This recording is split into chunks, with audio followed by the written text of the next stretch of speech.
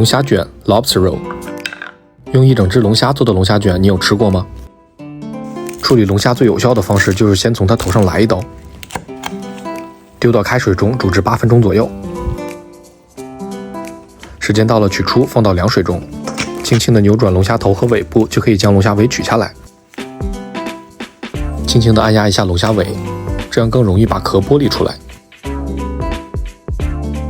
先把钳子的一头掰开，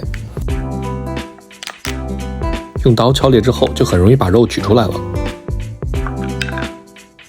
锅子中加入之前做薯饼剩下的澄清黄油，大蒜黄油的经典搭配，想必大家也不陌生了。再加入西芹还有欧芹，增加香气。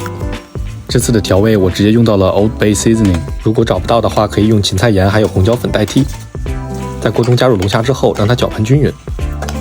因为已经是煮熟的龙虾了，所以只需要加热一下就好。快速调一个美乃滋酱给龙虾。芹菜的加入可以增加口感，同时解腻。按照调料表把所有的调味料都放进去，最后用勺子搅拌均匀，就可以加入龙虾了。一点点白兰地的加入可以让整道菜更有层次感。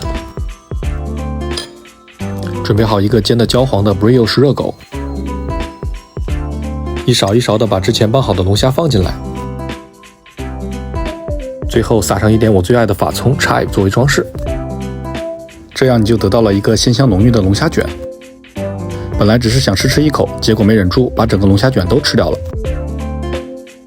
我是主厨 Will， 教你在家做好吃的西餐厅美食。